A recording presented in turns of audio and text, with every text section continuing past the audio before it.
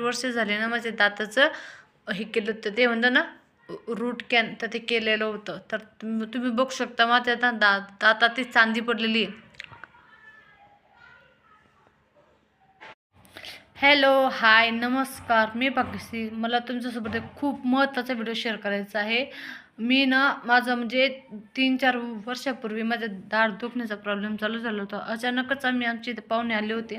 त्यांच्यासाठी पोहे बनवले आणि त्यांच्यासोबत मी थोडेसे पोहे खात होती. तर पोहे खाता खाता अचानकच माझ्या ते नाही का ते पोहेमध्ये ती लाळ असते बघा, लाळ का साळ म्हणतात. तर ते होतं ना, तर पोहे खात होती तर अचानक ते माझ्या ती दाताच्या खाली आली. एकदम मला असं थोडंसं दुखल्यासारखं झालं. तर एवढं दुखायला लागलं, 1.5 महिना मी अक्षरशः अंगावर काढलं. शेवटी मग माझ्या आईला बोलवलं. माझ्या आईला मुलाजवळ ठेवून मग मी चक्रा मारून त्या दातामध्ये रूट कॅन करून घेतलं. त्यानंतर चांदी भरली. तर ते चांदी भरल्यानंतर त्याला कॅप बसवणं झाली नाही. तर मी 4 वर्ष असं ढकलत आजपर्यंत आणलं आणि अक्षरशः आज ती चांदी पडून गेली. कधी पडली, काय पडली मला काहीही माहीत नाही आहे. पण 2-3 दिवस झाले मला असं फील होतं आहे की काहीतरी गडबड झाली आहे. तर मी लक्ष नाही दिलं, म्हटलं बघू काय.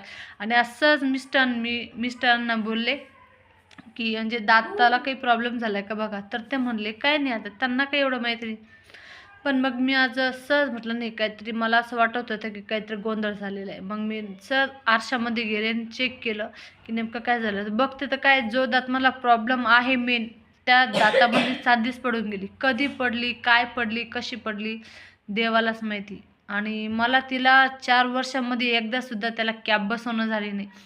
तर आता मी हा दात पूर्णपणे काढून टाकू का? कारण की त्याला ना असं बोटांनी प्रेस जरी केलं ना तरी तो दुखतो आणि त्याच्याच मागचा जो आहे ना मेन दात, त्याला तुम्ही किती ढकला त्याला काहीही होत नाही. कारण की त्याचं मूळ पक्कं आहे आणि हा जो पुढचा आहे माझा दात, तर त्याचा तो पूर्ण खराब आहे. पूर्ण म्हणजे त्याला डायरेक्ट असं धक्का लावला ना किंवा आता समजा आपण बोटांनी जर प्रेस करतो सहज त्याची खाली अशी थोडंसं कळ लागल्यावानी होतं.